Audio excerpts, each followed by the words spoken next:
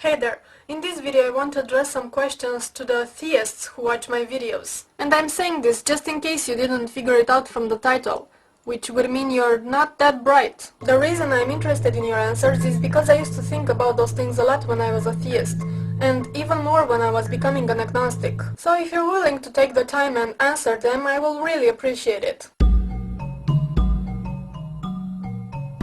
First question refers to hell. I am assuming you all have children or parents or brothers, friends and so on who you love dearly. Let's say that some of these people go astray from your religion. So you are a devoted Christian or Muslim, whatever, but some of the people you love very much don't share your religious beliefs anymore, and according to your religion they will end up in hell. How you think you will be able to enjoy eternity in paradise when you know that your loved ones are suffering unimaginable tortures forever in hell? Wouldn't that be tormenting for you?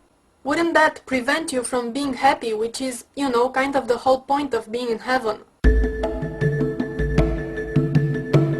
God is supposed to be omniscient. Then how come so many times he doesn't seem to have a clue about what's gonna happen? For instance, in the Bible, God tells Abraham that he heard that the people of Sodom are wicked, and that he, God, will go down to earth himself to see if that's true. So how come an all-knowing God has to double-check things? Or let's take another example from the Quran. There were some Jews living by the sea, and God decided to test their faith by making all the fish go away during the week. The only day when the fish would appear was the Sabbath day, when the Jews were not allowed to work. And that was God's test to see if the Jews are strong enough in their faith not to fish on Sabbath day. And of course, some of the Jews didn't cope very well with starving, and they went on fishing on Sabbath day, and as a punishment, God turned them into monkeys and pigs. Now, I'm not gonna comment on that, even though I'm very tempted to, but my question is this: why would an all-knowing God have to make up these stupid tests if he already knew what was gonna happen?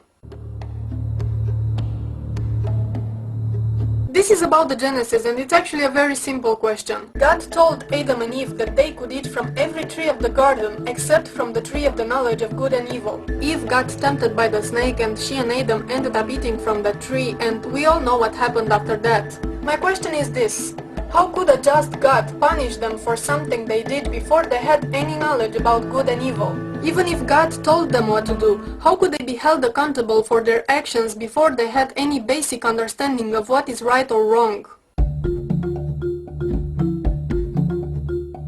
What happens to the people who never heard about your religion? Only last year they discovered in the Amazon jungle a tribe that was untouched by the civilization. Those people have never heard of the Bible or Jesus or Muhammad or any of that. So what happens to people like that? Do they go directly to hell for something they had no knowledge of? Or will they be judged solely by their actions, what they did in this life? Because I see a problem with both options. In the first case, how could a just God condemn to eternal suffering someone who is ignorant of the rules he is supposed to follow? And in the second case, if those people were to be judged solely by their actions, doesn't that mean that preaching the word of God makes more people go to hell? I mean, if you are a good person but ignorant of God, you will end up in heaven, right?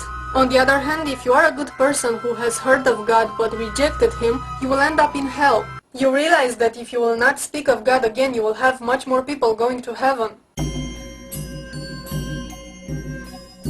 And the final question. Please, just tell me, how do you justify an infinite punishment for a finite crime? Yes, I am again talking about the hell. Let's say you have a child, and you tell the kid that there are some cookies on the table, but he is not allowed to touch them. But he sees the cookies right there on the table, and he gets tempted, so he eats some of them anyway. So what do you do as a loving parent? You take a butcher's knife and cut both his hands off. You give him a permanent punishment for a finite disobedience. Just tell me if in your opinion that sounds fair. So those are my questions, and like I said, I would really appreciate some answers. If you don't want to answer one of the questions, just skip it and go through the rest of them. Or if you want to answer just one question, please do so. There are no rules. Also, if you are not a theist anymore but you used to be one, did you have those kind of questions back then?